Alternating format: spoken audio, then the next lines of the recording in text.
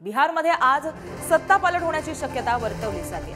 नितीश कुमार आजच मुख्यमंत्री पदाचा राजीनामा देण्याची शक्यता आहे। नितीश कुमार भाजपसोबत सरकार स्थापन करणार असल्याच्या चर्चा आता जोर धरत आहेत। भाजपच्या 2 उपमुख्यमंत्र्यांसह नितीश कुमार नवं सरकार स्थापनाचा अंदाज वर्तवला जातोय। तर याबाबत अधिक माहिती जाणून घेऊ आमचे प्रतिनिधी शिवाजी काळे यांच्याकडून। शिवाजी, बिहारमध्ये आज सत्ता पालट होण्याची चिन्ह निर्माण झालेली आहेत, शक्यता वर्तवली जाते। जर ही शक्यता वास्तवामध्ये उतरली तर आगामी निवडणुकांवर काय परिणाम होतील? नितीश कुमार आणि भाजप पुन्हा एकदा एकत्र येत आहेत, मात्र ते सरकार स्थापन करून बहुमताच्या आकड्यापर्यंत पोहोचतात का हे पाहणं महत्त्वाचं आहे।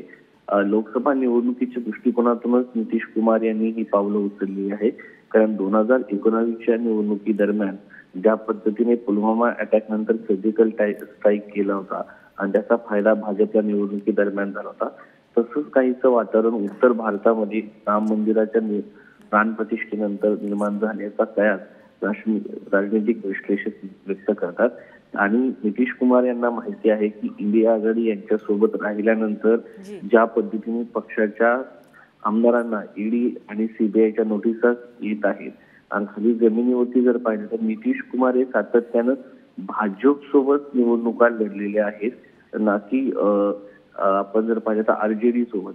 तर या सगळ्या दृष्टिकोनातून त्यांना त्यांचा अलायन्स पार्टनर म्हणून भाजप हा जवळचा वाटतो। आणि 2024च्या लोकसभा निवडणुकीत जर मोदी यांची पुन्हा एकदा लाट आली तर पुन्हा एकदा त्यांच्या गेल्या वेळी ज्या पद्धतीने लोकसभेला 16 जागा आल्या होत्या, त्यानंतर भाजपच्या 17 जागा आल्या होत्या, त्या पद्धतीचं जर त्यांचं सीट शेअरिंग झालं तर पुन्हा एकदा त्यांचा लोकसभेमध्ये होल्ड मोठा वाढेल, मोठा एक पाहू म्हणून ते असतील। मात्र सत्तेमध्ये त्यांना त्यावेळेस वाटा मिळाला नव्हता। त्यांच्या पक्षाला फक्त कॅबिनेट म्हणून एक मंत्रीपद दिलं होतं, त्यांना अजून एक कॅबिनेट मंत्रीपद हवं होतं लल्लन सिंग यांच्यासाठी।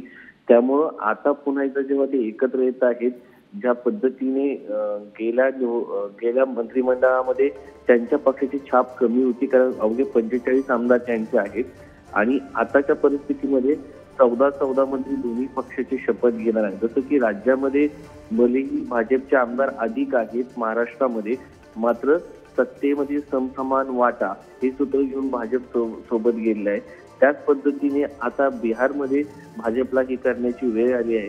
खरं जर पाहिलं तर अमित शहा यांनी असं म्हटलं होतं की आम्ही कधीच जेडीयूला सोबत घेणार नाही, मात्र जेडीयूला आता सोबत घेण्याची वेळ भाजपवरती आलेली आहे, कारण सत्तेचे गणित आहेत। आणि या सगळ्या परिस्थितीमध्ये जर नितीश कुमार आणि भाजप एकत्र येऊन निवडणूक लढलं तर निश्चितपणे त्यांना लोकसभा निवडणुकीमध्ये फायदा होणार आहे।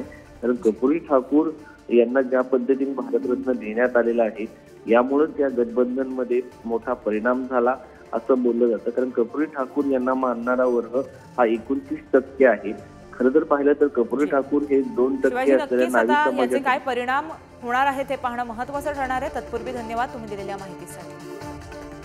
तर बिहारमध्ये आजच सत्ता पालट होण्याची शक्यता आहे। मुख्यमंत्री पदाचा राजीनामा नितीश कुमार आजच देण्याची शक्यता वर्तवली जाते, त्यामुळे राजकीय वर्तुळामध्ये एकच चर्चा रंगली आहे।